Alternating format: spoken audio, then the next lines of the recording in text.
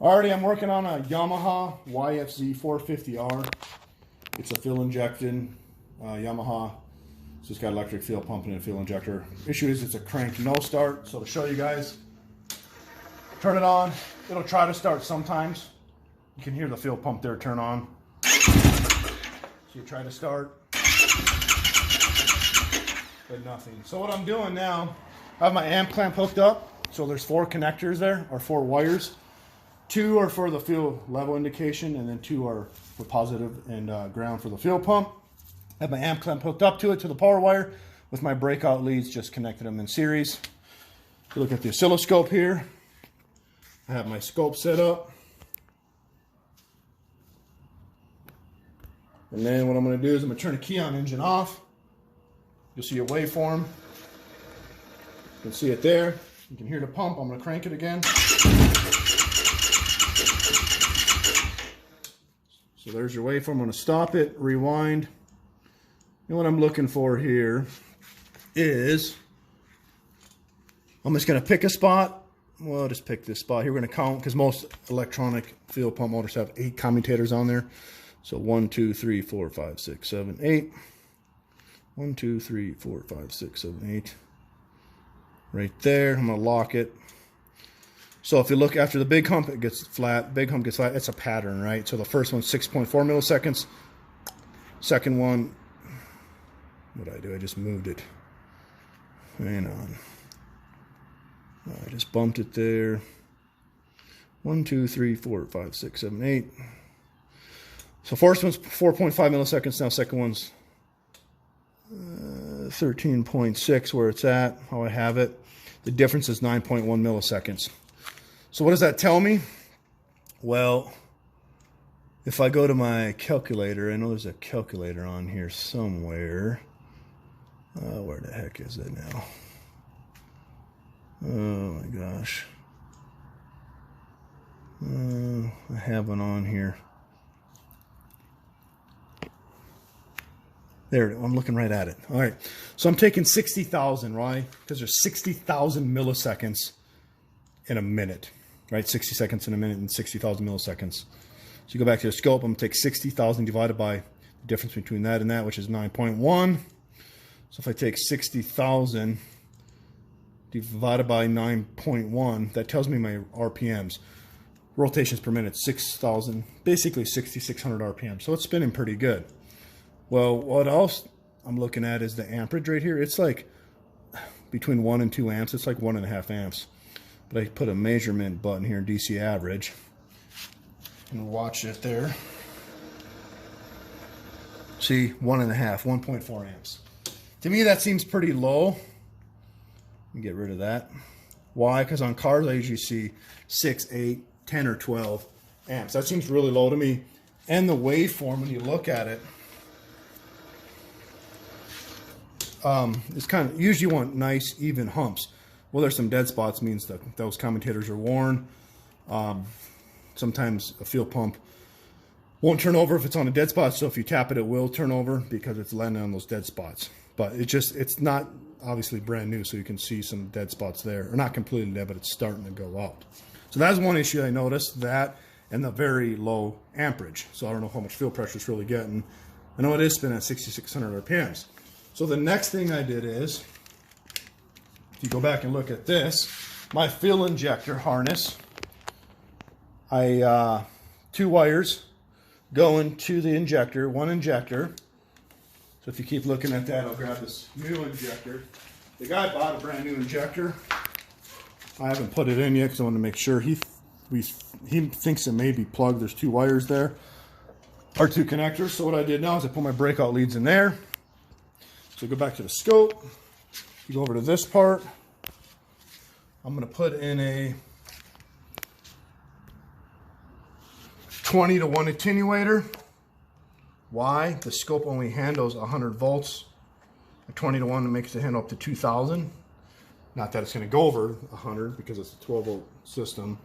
But when you have a magnetic field, like in an injector or ignition coil, magnetic field collapses, it can spike to over 100 volts. So I got to set my scope up in here, go to 20 to 1 attenuator,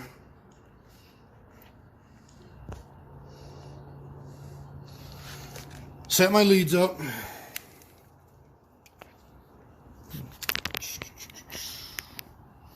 Grab my leads here.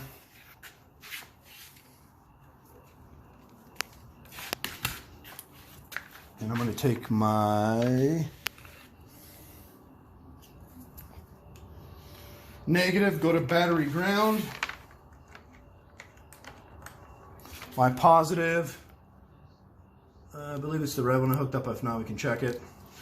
Go back to the scope. So I got my 21 attenuator hooked up. I got it selected in there.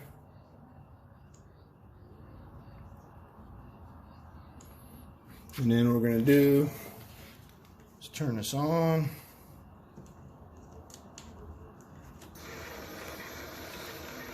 Watch the scope. Backfired there.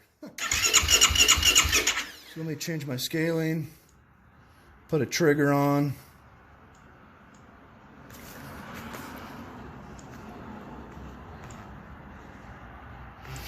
Try it again.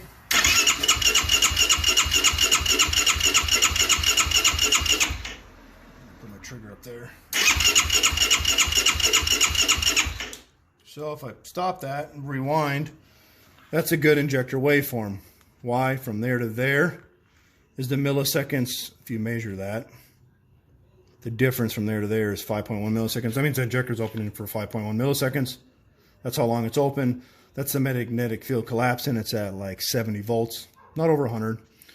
And then that little tiny hump there, if I zoom in, that little tiny hump right there means it's mechanically moving.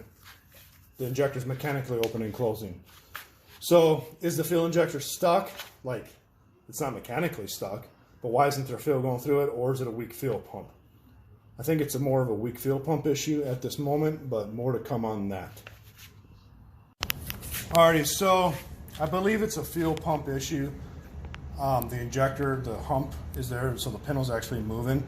But another way to prove that is this stethoscope I made hooks up to my oscilloscope. It'll make a basically mechanical noise. So I have that channel on channel A, and then channel, which is channel A here, and then channel B back to my fuel injector. So if I hit start and you watch the scope there, if you take a look over here real quick, I'm just going to physically touch this injector and then go back to the scope. Watch the scope there. And then what I'm going to do is try to start it.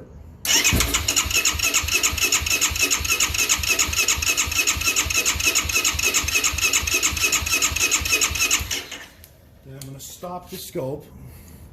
Well, if you look here, that's the injector's opening up. Well, also, that's the noise for that injector opening up. That's the noise for that injector. That's the noise for that injector. That's just noise for me moving a little bit.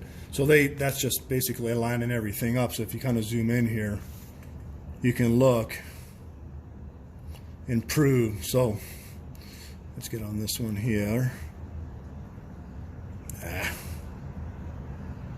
I mean, obviously, that's the injector there. I didn't zoom in, you'd see the hump, but injector opening, there's the noise from the stethoscope. So we know it's physically opening, there's just noise from me moving, it's picking up everything. You scroll over, injector opening noise, scroll over, injector noise. So if you guys remember earlier, it was like 1 to 2 amps, like 1.5 amps or 1.4 amps. That's way low. Why would it be that low? Well, either it's, I mean, if it's not moving any fuel, which it's not low on fuel, but if it was low on fuel, or there's a leak in the line in the pump, internally in the pump, or where it interfaces between the pump and the plastic module right here, if you take a look, where this fuel line goes in, there's an O-ring under there. If it interfaces between this part and there and it's leaking there, then you would have low amperage because it takes more amperage to move fuel. So if you look at this picture here, remember the 8 commutators? This isn't this fuel pump, this is off a different vehicle, but there's 1, 2, 3, 4, 5, 6, 7, 8. 1, 2, 3, 4, 5, 6, 7, 8. That's what we're reading there. So it should have more amperage. So I'm gonna have to pull the fuel pump out and see what's going on with that. Alrighty, so I want to check fuel pressure now because I believe it's a fuel pressure issue. Well, I don't have, if you look right here, I don't have these fancy adapters to check it. And there's no Schrader valve like on a car.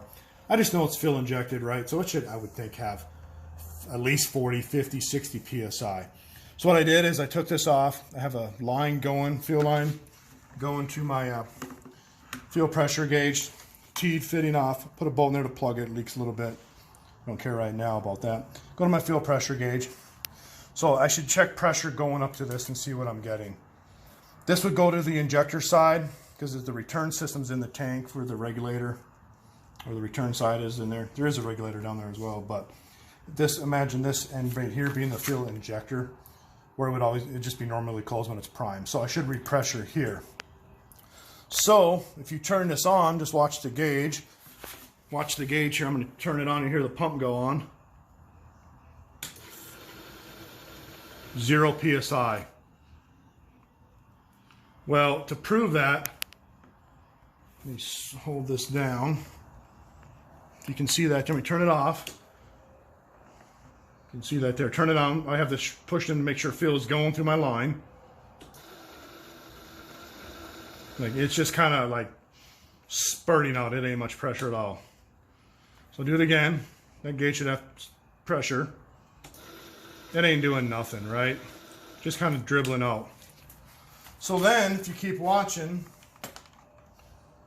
just to prove that, if I take this bolt out of this line and kind of watch that there, it should spray out, with 40, 50, 60 psi. Well, that's not. It just kind of dribbles out. So I believe it needs a new fuel pump. That is exactly why the amperage is way low. Alrighty, so I just want to show you a low pressure fuel gauge I have. I made this gauge. It's 0 to 30 psi. The reason I'm doing a low pressure one because the other needle, if you watch closely, it barely moved. I have it lined up or hooked up in series the same way, just to show you that it doesn't have much fuel pressure. So I'm going to prime it again here, or not prime it, turn the key on, engine off basically. Watch it there. So what, 6, 7 psi? Not much. And then if I try to crank it, you're only getting 5 psi. So obviously the fuel pump's weak. Any fuel injected, whether it's four-wheeler, boat, car, truck, whatever it may be, you got to have at least what, 40, 50, 60 psi to get the fuel to atomize into the injector when it opens up. So we put a fuel pump into this four-wheeler and it'll be a fix.